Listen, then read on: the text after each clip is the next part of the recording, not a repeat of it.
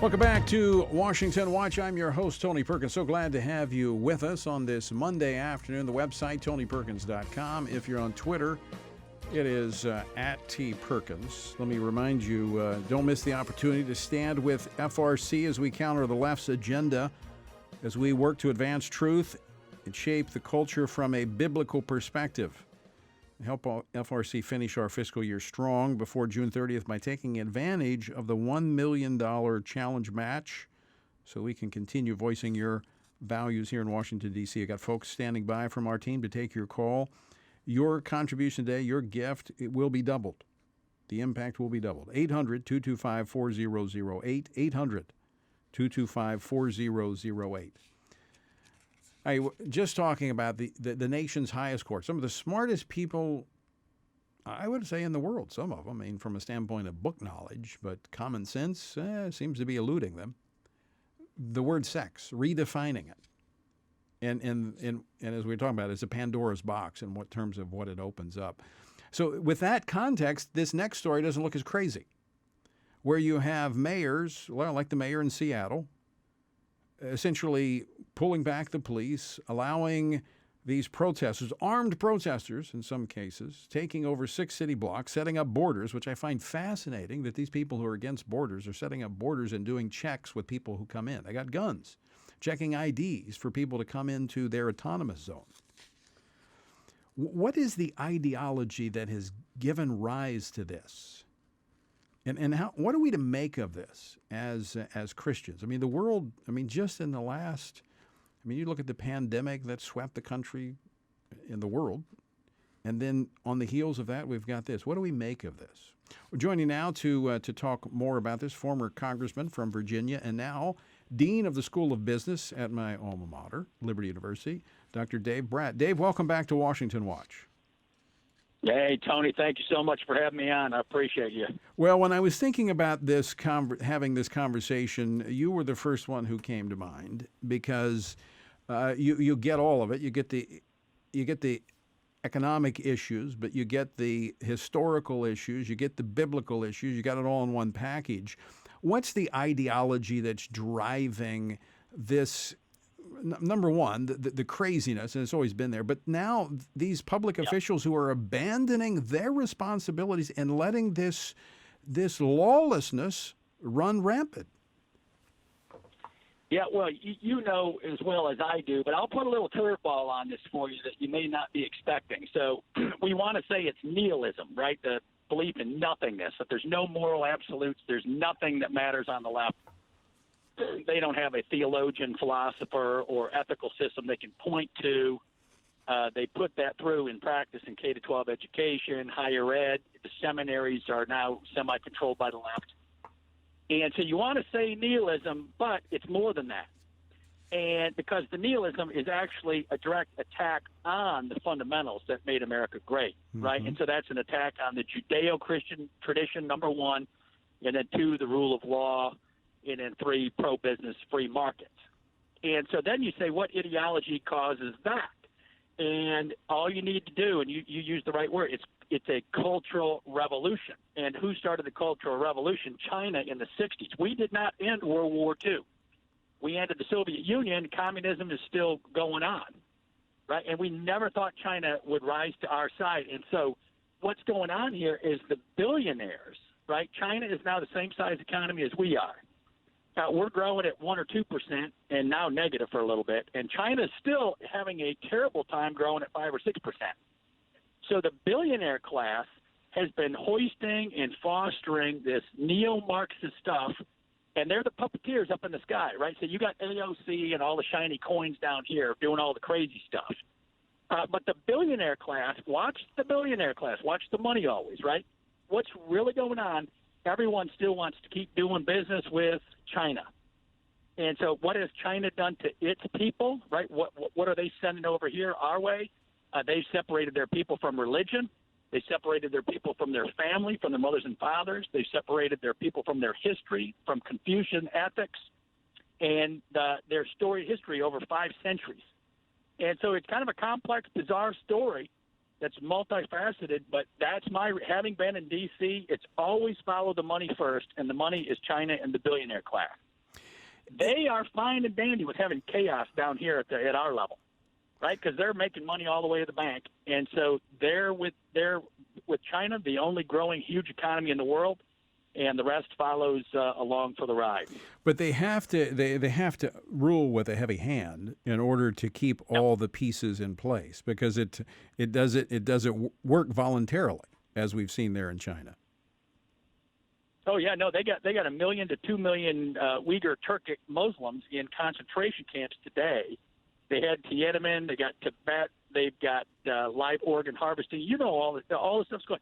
They rule with an iron fist, right? They got social metrics on every person that if you get out of line, you don't get to buy a car. If your social score isn't high enough, you don't get to buy a house.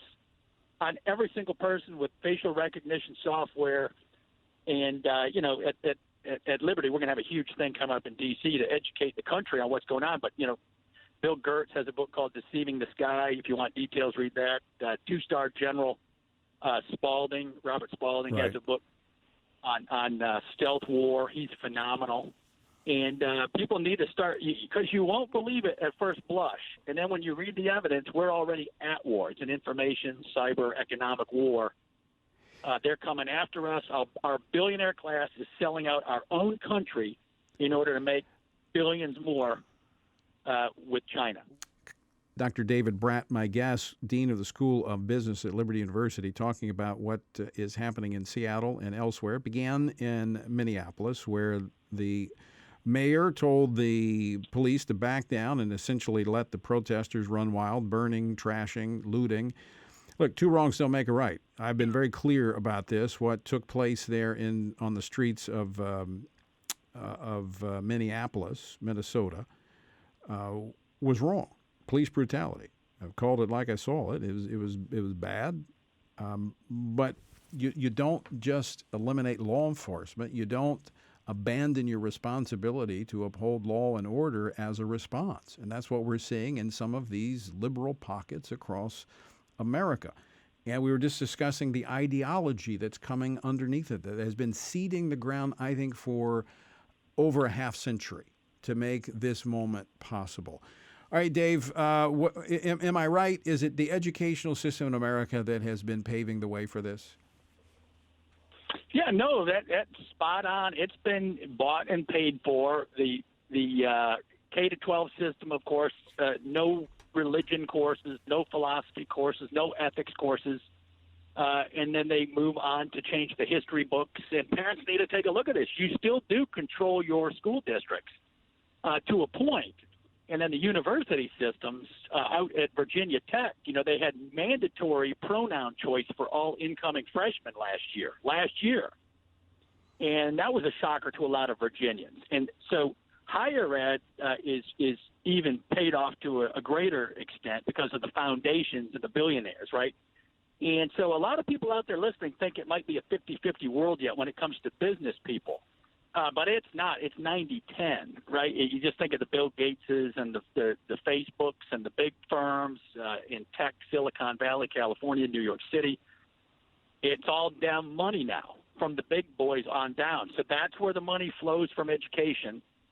And then it's gotten even worse right down even in Richmond, where I'm from. The business folks left me in the dust, right, because they were scared. Right. They were hiding under the tables.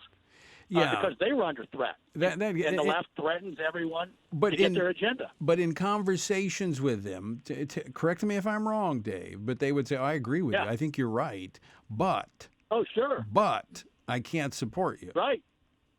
I mean, I have those conversations myself when I was a public official. And this is what gets me more than anything. And because I think when people ask me, Tony, what's the greatest threat to our country? China's a threat. I get that. North Korea is a threat. All those are threats. But let me tell you what I think the greatest threat is, Dave Brat, is the lack of courage. The lack of courage to stand up for what you know to be right because you're fearful of what others may say or do or what you might lose. Yeah.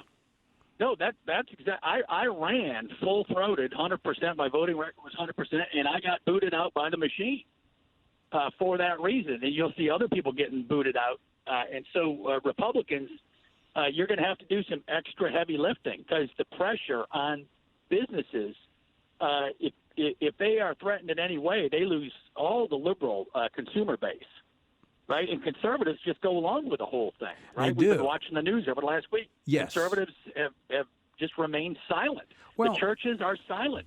Where's the Speaker of the House and the head of the Senate?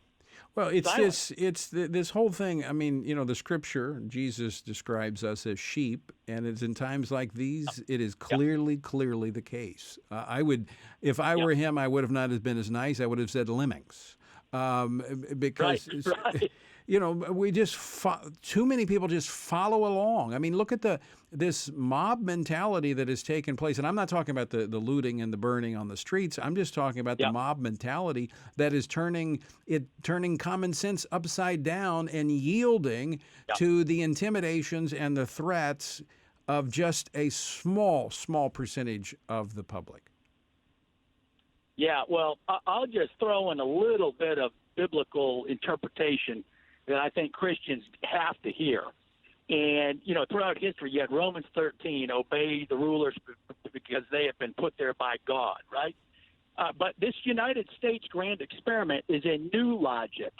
And the sovereign, in our case, is the people.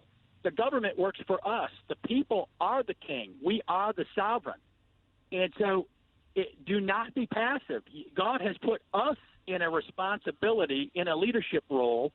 And most Christians in our theology, you're prophet, priest, and king. Christ gave us that role. We are all to be prophets and priests. And prophet, you got to have a voice. King, you got to be able to lead. And every Christian is called to that. And teach your kids to aspire to that. And we've talked about that many times here on the program, so that you're singing to the choir, but it's good to hear that tune again because it is absolutely on key. Dave Brat, thank you so much for joining us. And I, for one, am happy that you're at Liberty University raising up another generation of warriors to stand for truth. God bless you, Tony. God bless everything you do. All right, thank you. Former Congressman Dave Brat, Dr. Dave Brat, Dean of the School of Business at Liberty University.